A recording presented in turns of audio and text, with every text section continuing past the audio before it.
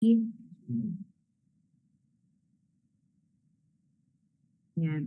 Start na po tayo.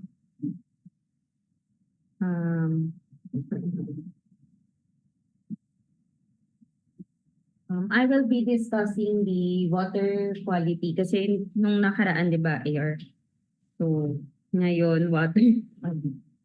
Then, next slide is, the human body is made up of roughly 60 to 70 water, sabi dito. Depending on factors like age, sex, and overall health. So, water is called the universal solvent. Tingin niyo bakit?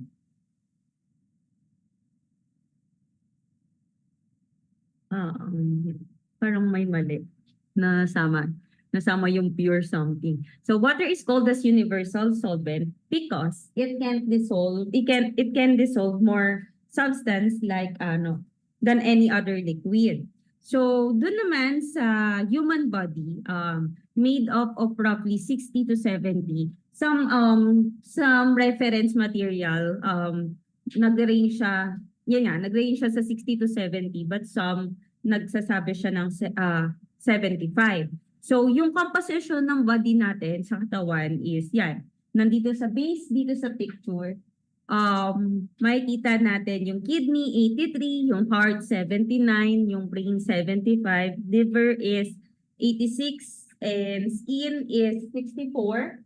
Then the blood is 83, bones is 22, muscle 75, lungs is 80, joints is 83, and the limbs are is 94. So, tingin nyo, bakit yung water is nakadepend sa human body? Bakit tingin nyo yung water is nakadepend on factors like age, sex, and overall health? So, alam nyo ba? So, ayan, sige, discuss ko. So, kasi naka-base siya like sa male, sa sex. Sa male, mas mataas yung percentage ng water niya sa body. Kasi ang tawag dito, male is is medyo mataas yung muscle tissues niya.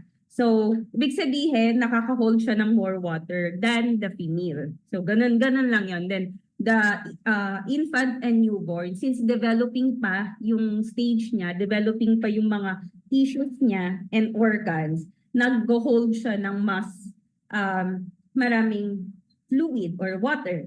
So sa adult naman, dahil due to muscle loss and increased fat, medyo mababa na lang yung percentage ng water niya. Di ba kaya nga mayroong tinatawag na scoliosis, 'di ba nagkakaroon ng medyo lumiliit yung bone. So yun, nawawala yung parang muscle like yung tubig dun sa mismong bone. So eto, yun, sa adult male, nag-range siya sa 60, sa female is 50 to 55. Then sa infant or newborn, nag-range siya ng 75 to 78. Then sa elderly is 45 to 50. So, pure water has a neutral pH of 7. Na-discuss na ba to sa water supply nyo? Or wala pa? So, pH 7, either acidic nor basic. So, pag sinabing acidic, less than 7, then pag basic is greater than 7. Alam niyo naman yan, di ba? So pH is a scale that measures how acidic or basic a substance is. So yun nga, nag-range siya sa 0 to 14. So pag neutral, nasa 7 lang siya. So hydrology, na-discuss na rin naman to sa water ni siguro. Hydrology is the study of water, its distribution, movement, and properties on Earth in the atmosphere. So next natin. Yan. Next slide. So, ayan.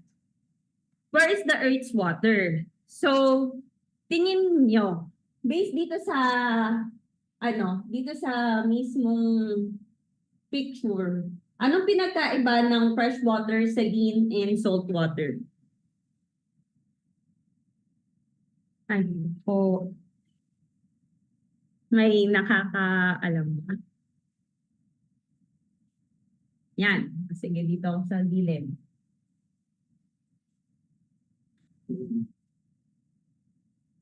Yan. Kita mo din.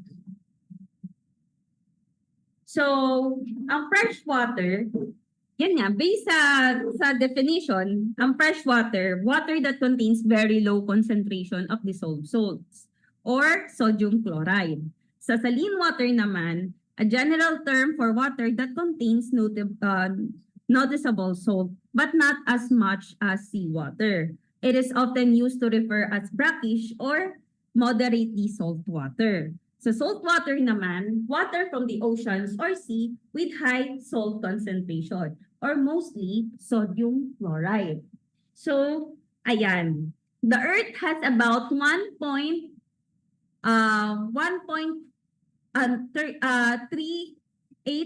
billion cubic kilometer of water in total. Ganun daw kadami yung water ng Earth. So, in perspective, example, one Olympic pool is equivalent to 2.5 million liter. So, ang Earth is nagtototal ng 554 quadrillion pool. Ganun kadami yung Earth water natin. So, sa fresh, saline, and salt water, balik tayo dun. Sa fresh, saline water and salt, ang pinagkaiba-iba lang yan, based sa definition niya, is, dyan mo makikita yung gano ka-salty yung salt content niya. So sa pag-fresh, medyo low yung salt content niya. Like yung lakes, yan. Sa saline is very moderate lang. And syempre, pag salt water, mataas yung salt content niya from the word itself. So, yan yung comparison between those three.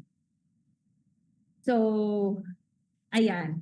So, examples ng salt, ng freshwater, yun nga, kagaya na sinabi ko, yung lakes or yung yan, Laguna Lake, Lake Danau, Lake Lanao, yan. Saline water, based dito, brackish water or estuary, yung papunta na, yung pinagigitnaan. So, nasa moderate, moderate lang yung saltiness niya.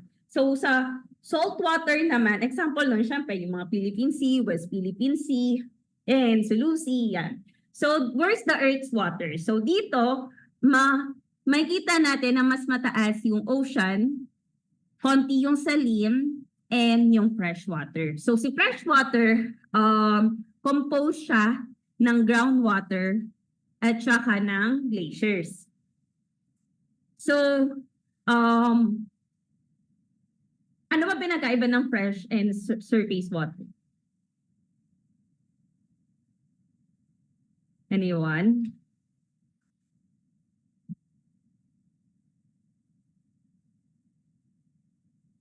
May pinagkaiba yan. Surface water, involved siya ng contamination and pollution sa tubig. Ang fresh. Yan. So, ang surface water is considered as fresh water din. Ngayon, pag sa surface water, pag sinabing surface water, is nasa surface, from the word itself, surface. Okay. So, nasa surface lang siya, like yan, yung lakes, ganyan. So, pag fresh water, yan yung mga parang kasama na dyan yung groundwater table natin, yan, mga groundwater natin, kasama na dyan. Kaya fresh water. So, yun. Tapos, yun lang yung pinagkaiba niya. Yan, kagaya dito sa picture na to, nakikita niyo, di ba? Nandito yung groundwater, nandito yung surface or other fresh water. So, si fresh water, composition siya ng groundwater, ng ice caps, glaciers, tsaka ng surface water.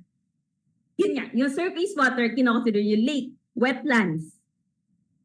Yan. Wetlands. So, wetlands. Swamps pala. Mandang ano na. So, dito sa other freshwater, yan yung composition niya. Yung other freshwater, hinahati pa yan sa, yan nga, ground ice, permafrost, lakes, and also yung atmosphere. And yung composition natin, like living things, tayo, rivers, swamps, and soil moisture. Nagigets niyo ba? So, eto, familiar naman kayo dyan, di ba? O sige, kung familiar na familiar kayo, anong pinagkaiba ng transpiration at evaporation?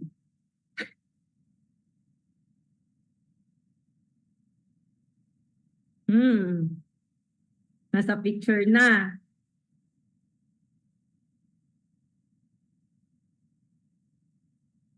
Yung transpiration, na-absorb yung plants, then release na sa mga leaves. Then evaporation, at the word itself, water loss to the atmosphere due to heat from the sun. Yan, okay, tama. So, si transpiration is sa may plants siya nag-occur. Then, si evaporation, nag-occur siya sa mga lakes. Actually, yun. Due to heat ng sun. So, ano naman pinagkaiba ng, dito sa picture, anong pinagkaiba ng percolation and, infiltration? Sige. Anong pinagkaiba ng percolation and infiltration? Kung very familiar na kayo sa hydrologic cycle, na-discuss na pa ito before sa water supply nyo. So, ano yung pinagkaiba ng percolation and infiltration? So, papahapyawan lang natin kasi nga water quality yung discussion natin ngayon. Or the more commonly known as the Philippine Clean Water Act, yung pag-uusapan. So, ano yung pinagkaiba ng percolation and filtration? Based sa picture makikita nyo din sa picture, is yung percolation nasa ilalim. So, same as infiltration. So, ano pinagkaiba niya?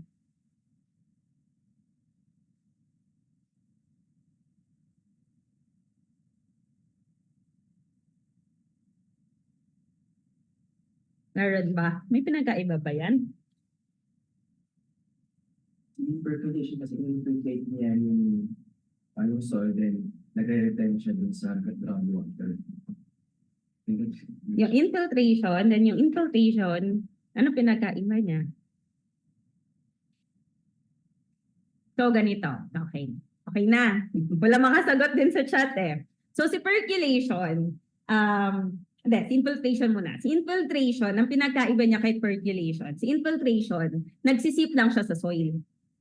Ano lang, ang pinakaiba lang niya is mas deeper si percolation ng filtering. Nagmo-move si percolation into groundwater. Same sa sinabi mo kanina. Si infiltration naman, nagsisip lang siya within the soil level, replenishing the aquifer. So, si percolation is considered also as infiltration. Tama ba? Yon. Tama ba? Kasi nga parehas lang na nagsisip, pero mas deeper si percolation. So, ayan. Sa hydrologic cycle natin, meron tayong, alam natin yan, di ba? From the ocean, syempre, mag-evaporate yan, magko-condensate, then magpe-precipitate, sa cycle lang, then the runoff, yung infiltration and percolation, then collection na naman papunta sa ocean. Ganun yung setup ng hydrologic cycle natin. So si ocean, mag-evaporate yung water, pupunta sa condensation, magpe-precipitate, tsaka babalik siya sa groundwater, at sa groundwater, mag-aano na naman siya ng another cycle ng ocean na naman, gano'n. So, kaya siya cycle lang ng tubig.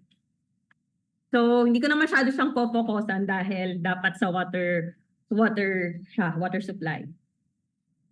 So, ito, yung ating medyo maliit, pero makikita nyo naman yan sa mismong ano natin.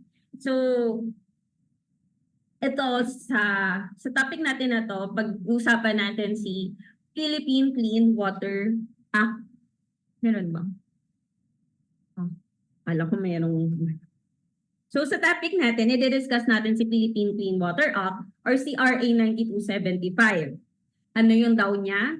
DAO niya is, yung IRR niya is DAO 2005-10. Ngayon, bago na-create si Philippine Clean Water Act, bago siya na-create, nag-umpisa muna yan sa 1990-34, which is, ang pinag-uusapan dyan is si water usage and classification, tsaka si water quality criteria. Tapos nabuo din doon si 35. Sumunod, kasi on the same ano lang sila same year.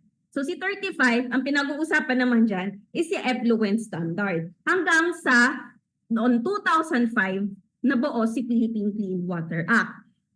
Ngayon, dito sa DAO 34, nabuo, merong dito, dahil nga pinag-uusapan dito yung classification, merong classification tayo ng freshwater and marine water. So, i-discuss ko yan further mamaya. So, dito sa 35 naman, pinag-uusapan dito yung mga pollutant limit ng DOD, PSS, oil and grease, pH, temperature, and other industrial or specific pollutant.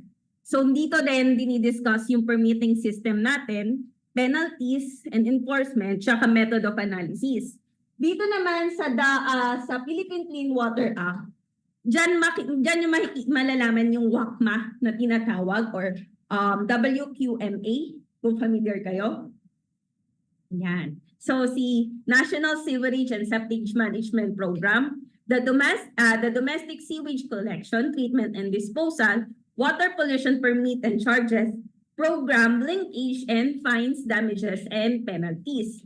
So under this DAO, nabuo dahil na dyan sa DAO 1990-34 and 35, kung familiar na rin kayo before or napag-usapan na dati sa mga previous year nyo nung estudyante kayo, is dito nagkaroon ng amendment or nagkaroon ng nabuo si revised DAO na ang DAO niya is DAO 2016-08 or Water Quality Guidelines and General Effluent Standard, WQG and GES. So dito naman after nito nabuo si 2000 ano to mali yung ano ko. 2021-19 to. Ayusin ko lang para hindi kayo magkamali Ayusin ko lang. Wait. Paano ba to? Stop share. Kasi baka magkamali kayo for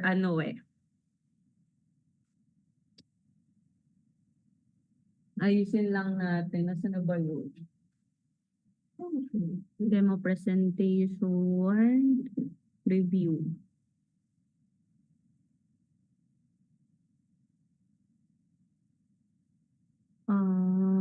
Dami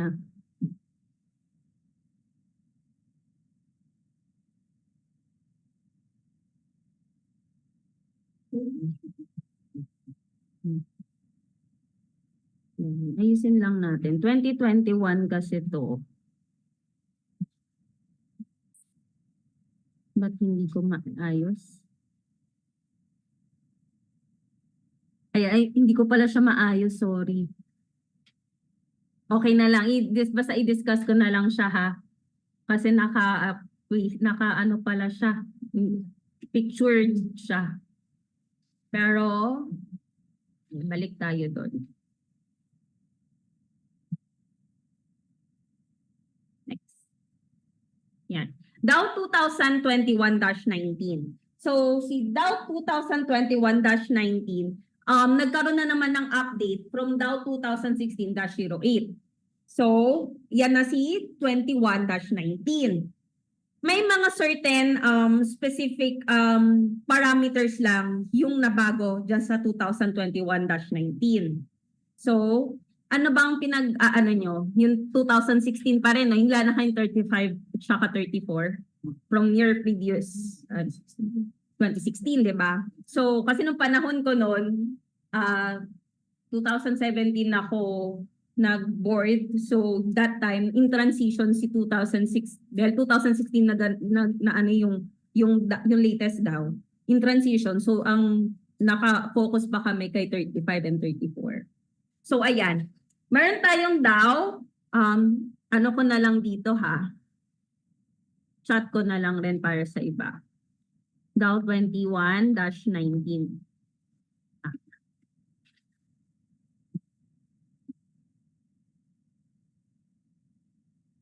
Oh, ayan. So, meron tayong updated guidelines on effluent management for specific industries. So, dito, medyo ang nabago lang dito si ammonia, boron, si copper, si sulfate, si fecal coliform, tsaka si phosphorus. Yan lang yung mga nabago dyan sa Dow na yan. Medyo pinalitan. Same pa rin, Dow 2016-08 pa rin ang ginagamit natin. Pero may, yun lang, yung certain parameters lang na yun, yung na iba. Okay. Mamaya, i-discuss ko further to. So next is the Clean Water Act. So ayan, dahil napag-usapan natin yung paano nabuo si Clean Water Act. Ayan. Clean Water Act was signed on March 22, 2024.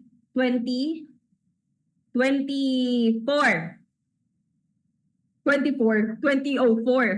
So it is an act that provides comprehensive and integrated strategy to prevent and minimize the pollution through a multi-sectoral and participatory approach involving all the stakeholders. Ano ba ibig sabihin nun? Tingin nyo. Ibig sabihin, si Clean Water Act, meron siyang integrated strategy in minimizing the water pollution through a multi-sectoral, ibig sabihin marami yan, interagency na involving yung iba't ibang stakeholders like NGO, national government agencies, LGUs, yan. So the DNR Administrative Order number 2005-10. Sorry ha. Implementing rules, yan yung implementing rules and regulation ng Philippine Clean Water Act natin. Gaya ng nandito sa previous slide ko. Dow 2005-10. So it was signed on May 16, 2005. Kaya 2005. Yun yung lagi niyong tatandaan. Yung mismong ano. So the declaration of policy.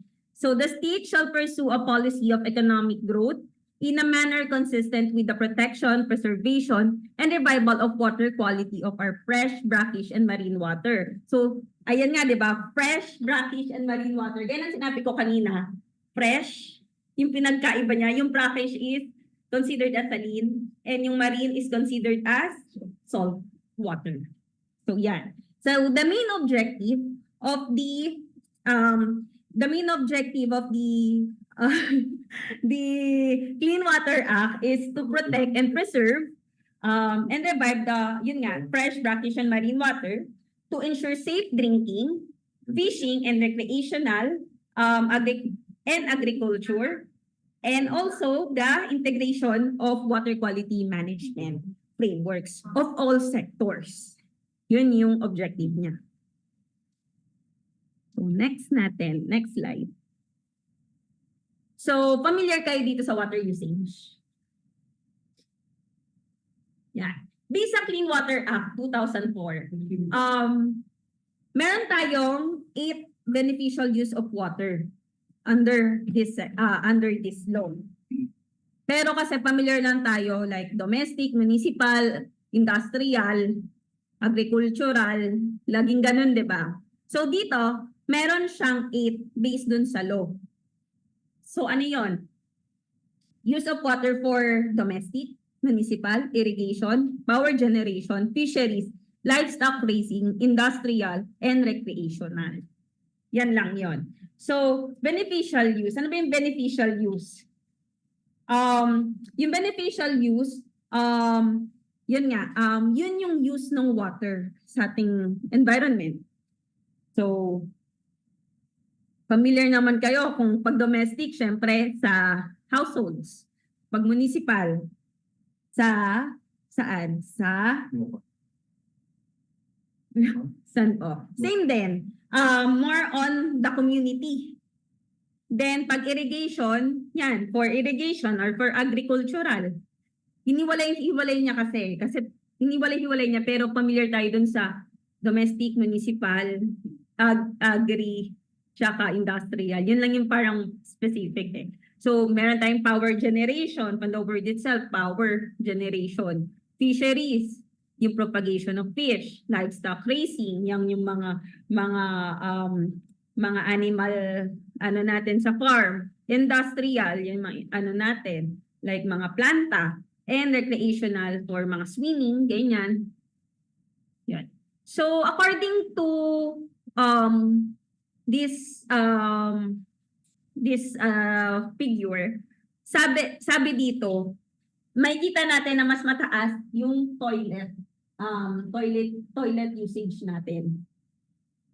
Kasi ang shower, yung water usage natin sa shower is 17, household cleaning is 2% lang, bath is 2, 22 sa washing machine, car washing, gardening is 16, and 15 sa leaks from taps. So sa toilet talaga yung pinakamarami. Siyempre lagi tayong umiihi. So yon. Kaya may mga part, yan nga, water quality yung topic natin. So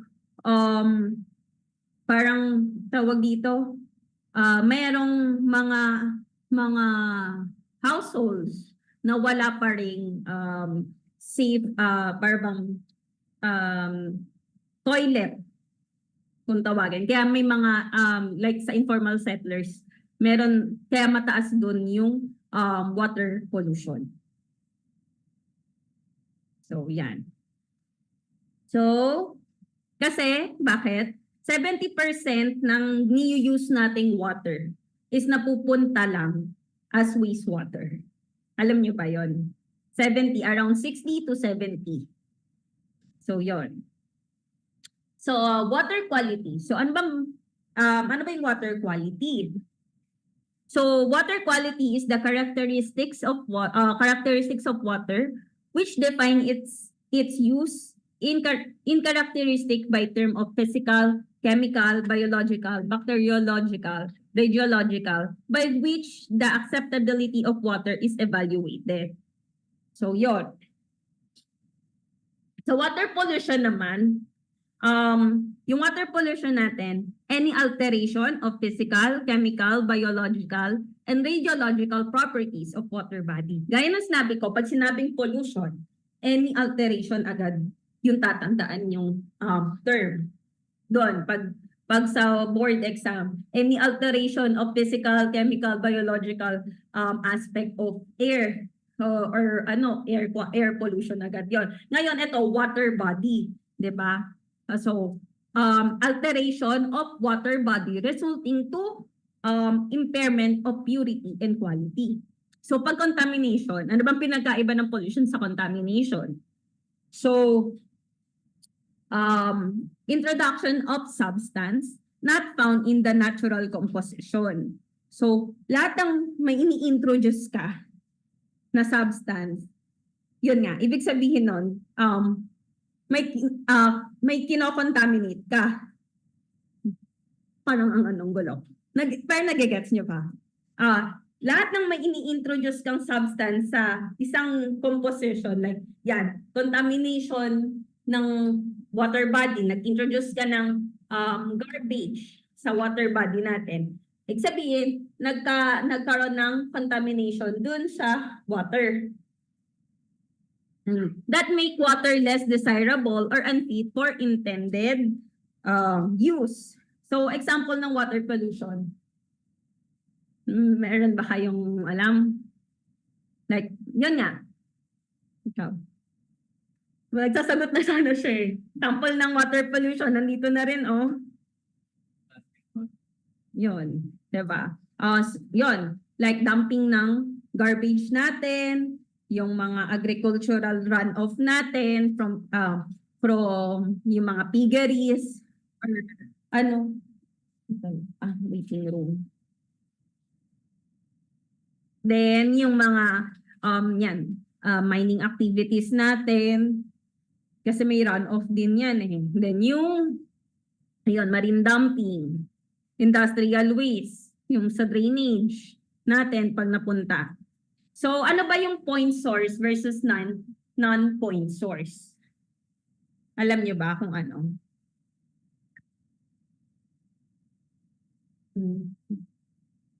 Ayan na, nandito na. So, eto, point source, specific point of discharge. So, non-point source, not identifiable as point source. Yun na agad yun. From point source, na-identify natin kung ano yun. Kasi, yun nga, specific siya. So, pag non-point source, hindi mo siya ma-identify eh. Anong sample niyan? Anong sample ng point source? May picture na. And bakit? Bakit siya point source? Kung may kita may tubo ng ganito nangyari. Yun, correct. Then, ano naman pag non-point source? Illegal ng mga farm, Bakit? kasi hindi masasabi kung saan galing yung mga animals na ganyan. Tama.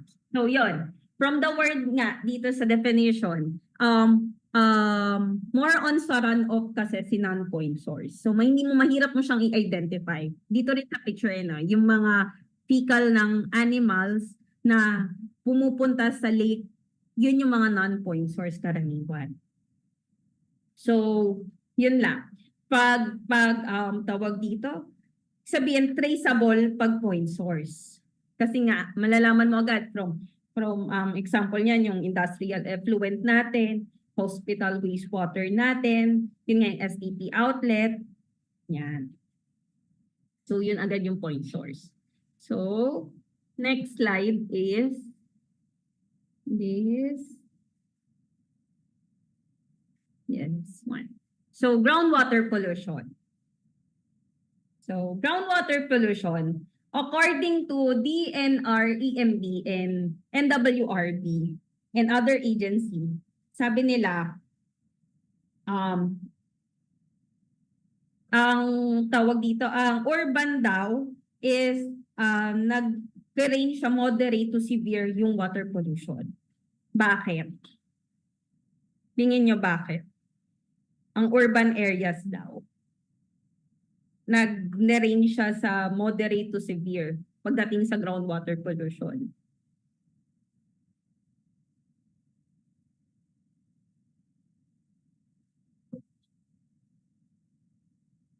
Correct. Kasi nga, syempre, urbanized na.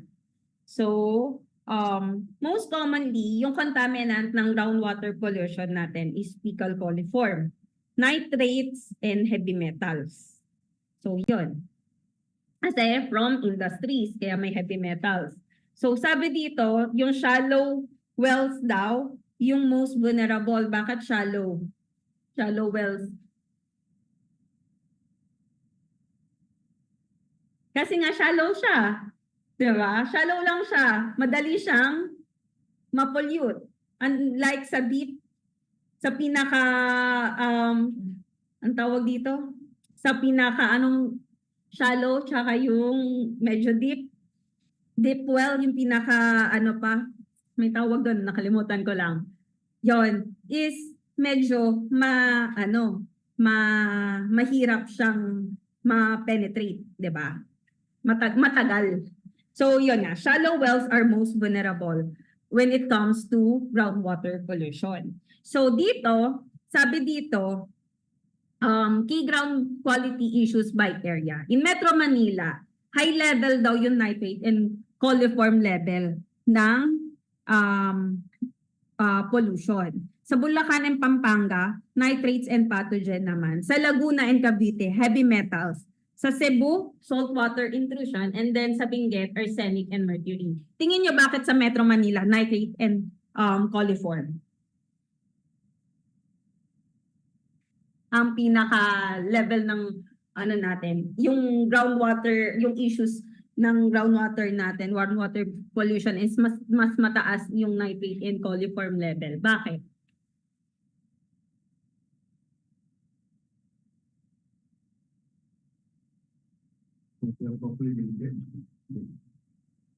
Posible.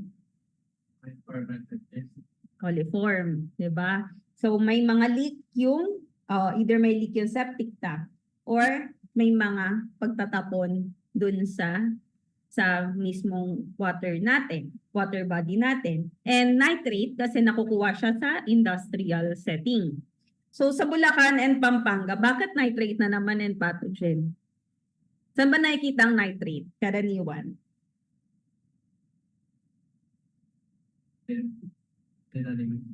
Ha? Dead animals. Di ba ang nitrate sa ano yan? Sa plants, sa mga ano, yung nitrogen cycle. Tandaan nyo ba yung nitrogen cycle? So yan. So di ba sa Pampanga and Bulacan, maraming taniman. So yan, nitrates and pathogens. Kasi, yun nga, from livestock and fertilizers. Then sa Laguna and Cavite, mataas daw yung heavy metal. Especially on lead and arsenic. Bakit? Bakit heavy metal naman pagdating sa Laguna and Cavite? Tama. Maraming planta. Diba? Sa Cebu, saltwater. Bakit saltwater? Kasi, no. Kasi, ang Cebu and Iloilo is hindi pa ganun ka, although urbanized yung setup niya. Meron pa rin marami pa ring tao ang nag-overpumping ng groundwater natin. Ngayon kasi parang sa mga tawag dito probinsya, 'di ba? Ang gamit pa rin nung iba is deep wells. 'Di ba? So ngayon parang inaano na yun nga, nagkakaroon na ng mga waterworks, ng mga water concessionaire na nagdi-distribute ng water natin. So sa Benguet daw is arsenic and mercury. Bakit? Tingin nyo bakit pag sa Benguet, arsenic and mercury yung karadalasang pollution? Sa walang mina. Tama. Small scale mining. Uso doon kasi diba? Pabundok. Tama yun. So, ang next natin is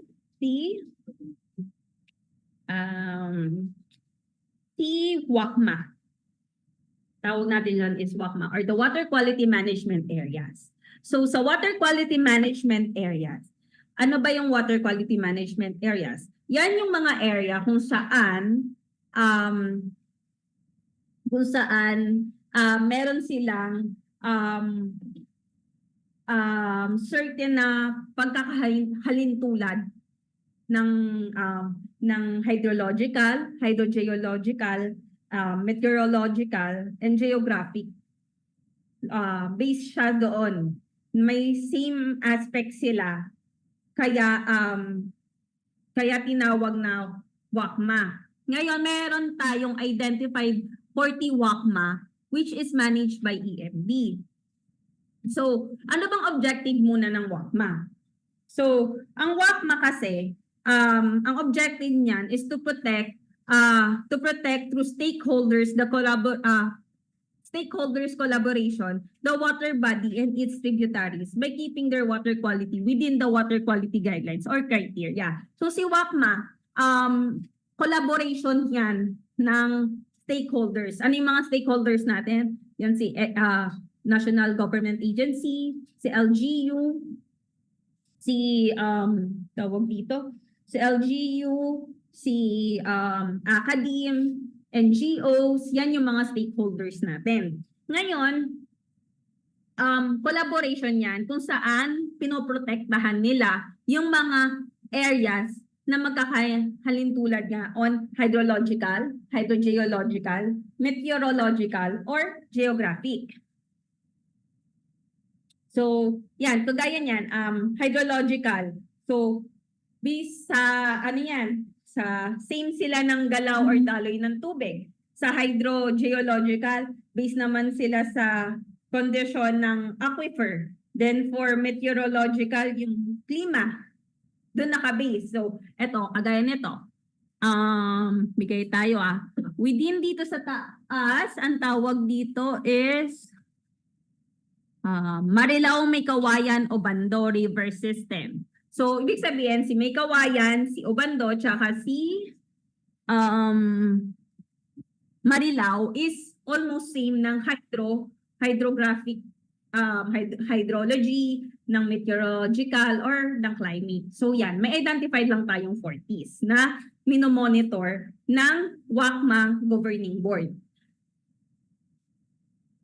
So, ano ba yung WACMA Governing Board? Or yan. So, yung WACMA Governing Board, yan yung nagmo-monitor ng WACMA ng areas na yan. Ngayon, gumagawa sila ng WACMA Action Plan na tinatawag para malaman yung mga issues at saka problema dun sa lugar na yon. Like eto, napin ko lang So, alam ko meron dito sa Coron. Meron din sa, alam ko meron sa bandang Boracay Yan. Nahanap ko dito sa sa mismong picture. So ayan. Tawag dito. So, ang tinitingnan ni WACMA board is yung setup ng mga areas na yan. So, yun nga. Ang WACMA is tawag dito, ang WACMA is meron siyang set ng composed siya ng national government agency, LGU, NGO, and tawag dito, academe or civil society. So sa national government agency, permanent yung position ng WACMA na yon. Pero unless itawag dito mapalitan siya, mag-resign siya or palitan siya ng secretary ng DENR. Ngayon, meron naman tinatawag dun naman sa NGO, meron siyang 3 years lang na meron siyang 3 years lang na pag-upo dun sa posisyon na as WACMA board.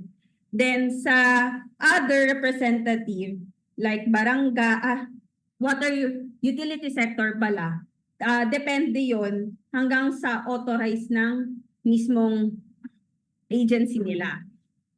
So yon. So next slide is the governing board. So the governing board ng WACMA, composed yan ng technical working group, technical secretariat, and multi-sectoral group.